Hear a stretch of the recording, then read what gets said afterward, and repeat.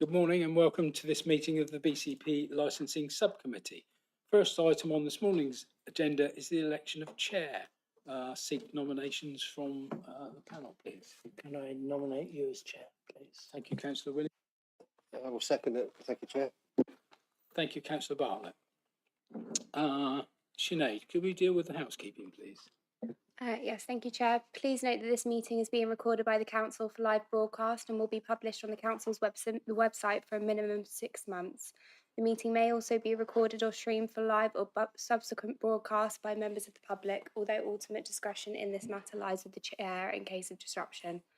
For those in the room, please note that if the fire alarm sounds, please exit the building by way of your nearest available signed fire exit route and make your way to the assembly point at the War Memorial in the gardens opposite the front of the building in Bourne Avenue. Finally, please ensure background noise is kept to a minimum and mobile phones and other devices are turned off or switched to silent for the duration of the meeting. For those in the room, this includes turning off microphones and turning the volume completely down on your laptops. Thank you. Thank you. Item 2 on this morning's agenda, apologies for absence. Thank you, Chair. We've received apologies from Councillor Anne Filer. Thank you. Item 3, declarations of interest. Members, do we have any declarations of interest in respect of the items on this morning's agenda? Councillor Bartlett? None from me, thanks, Chair. Thank you. None Councillor from me Williams? either, thank you. Thank you, members. Item 4, protocol for public speaking at hearings. A protocol for public speaking at meetings of the licensing subcommittee is included with the agenda sheet for noting. Item 5, application for the Royal Exeter Hotel, 59 Exeter Road, Bournemouth, BH2 5AG. I will now ask each participant to introduce themselves and state their role.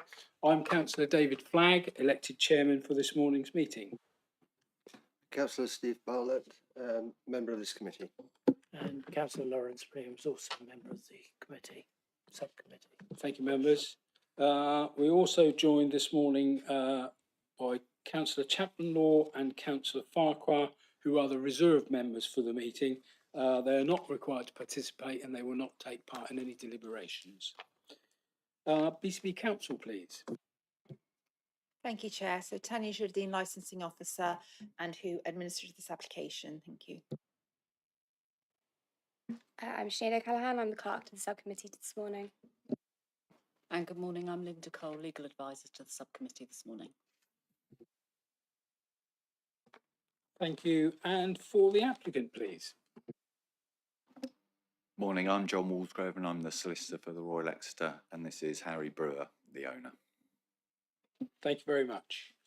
Right, it would appear that we've got no objectors with us this morning, despite a large number of written objections. Before I run through the procedure, please may I check that all persons who have given notice of their intention to speak have been identified, and any person who wishes to withdraw a representation or wishes not to speak has been identified. If there are no comments, I will take this as correct. I will now explain the proposed procedure of order of speaking for the hearing as follows. The licensing officer presents the report. Questions of the licensing officer by all parties, members of the subcommittee to go first. The applicant will make their application. Questions of the applicant by all parties, members of the subcommittee to go first. We have no objectors with us this morning, but normally they would make their representations and obviously members would ask questions as well. All parties will be given the opportunity to sum up at the end, so I will give you the opportunity even that we have no other speakers this morning. The subcommittee will deliberate in private with the legal advisor and clerk present. Notification of the subcommittee's decision will be given within the period of 5 working days, beginning with the day or the last day on which the hearing was held. The notification of decision will include information about the right of appeal as appropriate. I will now ask all parties to confirm agreement on the proposed procedure or make representations. Tanya, please. Agreed, Chair. Thank you. Linda? Yes, agreed, Chair. Mr. Walsgrove? Agreed, Chair. Thank you. And Mr. Brewer? Agreed, Chair. Thank you. Thank you. Please may I remind all parties speaking not to repeat the information which they have already given in writing, but to expand on their written representations. All questions are to be asked through the chair, and there will be no cross-examination of parties. I will now ask the licensing officer to present the report. Tanya, please. Thank you, Chair. So the matter before members today is an application for a shadow premises licence in respect of the Royal Exeter Hotel. Shadow licence sits alongside the existing licence and acts as a safeguard should the current premises licence be lost through surrender, revocation or insolvency. The application before you seeks permission for the same licensable activities and hours as those authorised under the existing premises licence BH084009. These include the provision of plays, films, live music, recorded music, performance of dance and activities of a similar nature, all taking place indoors, and for the sale of alcohol for consumption both on and off the premises 24 hours a day, together with the provision of late night refreshment between 2300 and 0500 hours, 7 days a week. I'd like to draw members' attention to a reference to 7 a.m. on the front page of the agenda papers within the executive summary. This is a typo that I made, I apologise for that, so it should be 0500, not 0700. Members will note that the applicant has stated within the operating schedule that the shadow licence will have no effect while the premises licence BH084009 remains in force, which shall become a condition should the application be granted. The licensing authority received 29 representations from other persons, one of which has since been withdrawn. The remaining representations raised concerns that granting the shadow licence would undermine one or more of the licensing objectives. No representations were received from any of the responsible authorities or any other person. Members are asked to consider whether to grant the application, should the licence be granted, and should the premises subsequently fail to operate in accordance with the licence and its conditions, any responsible authority or other person may apply for a review of this specific licence at any time. Thank you, Chair. Thank you, Tanya. Members, any questions for the officer at all? Not at this stage, thank you. Nothing from me. Thank you, Chair. Thank you. No questions for me either. Moving on then, Mr. Walsgrove, would you like to make a representation to the committee, please? Thank you, Chair. Your officer has outlined the application very fully, both this morning and in the documents, and you will have seen the email that she sent that those persons who made representations setting out exactly what this application was about. So obviously I'm not going to repeat that. Safe to say that the application is identical in its terms to the current premises licence, save for the one condition, which this licence will have no effect whilst the other one is in force, so that it is clear to responsible authorities and interested parties who in fact is operating the premises and under what licence. A lot of the representations refer to what might happen, what could happen, what may happen. That's the language they're using. They're trying to forecast what may happen. But Harry has had the licence ever since the Licensing Act changed back in 2005. So over 20 years, the licence has always had the hours and activities that are stated in this application and has not obviously had that licence reviewed and has not had any concerns raised by any of the responsible authorities, which is why I'm sure none of them have made any representations. So I think in short, what I would ask you to do is attach greater weight to the objective views of the responsible authorities who have looked at this application and have not made any representations to you.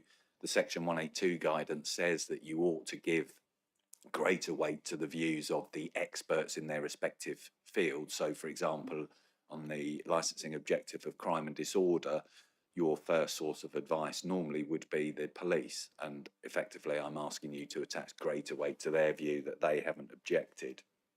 I think the only other comments on the representations are that 17 of those representations are an identical email, which is incredibly similar to the email sent by the director of the property company of the block of flats where the vast majority of these residents lived, which is up the hill about 150 metres away.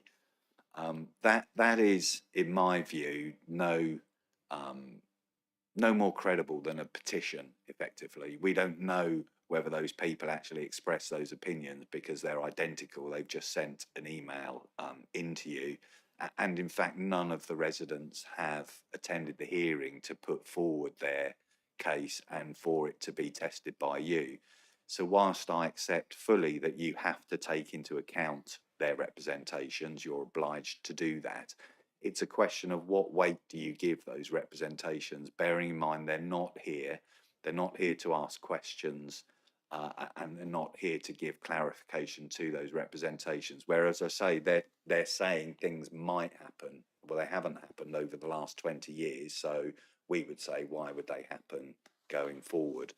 On that basis, I think I'll leave it there. If you have any questions for us, and either myself or Harry will, of course, answer them for you. Thank you, Mr. Walsgrove. Members, do you have any questions at all for Mr. Walsgrove? Actually, I wonder if Tanya might confirm that in the last 20 years there's been no problem with the licence. No major problems. We have received complaints which have been dealt with, like noise complaints, which have been referred to the premises and dealt with accordingly, but no reviews as such. And the complaints are once or twice a year. We get some noise complaints. That's all I have right now. If you need more details on them, I'm happy to provide, but that is just a bit. Really. That's really what I wanted to hear. Thank you. I have no questions. Thank you. I have no questions either. I would at this point normally ask for the objectors to make their presentation. There are no objectors with us this morning, but I will just state that the committee will look at the written objections and take those into consideration. The one thing that struck me straight away was most of them were addressed to Bournemouth City Council, which I didn't quite understand that, but there we go. Right. Mr. Walsgrove, is there anything else you'd like to add to your presentation before I... No, thank you, sir. Okay, thank you very much. Right. I will now conclude the hearing. At the end of this meeting, the subcommittee will adjourn in private with the legal advisor and clerk to deliberate.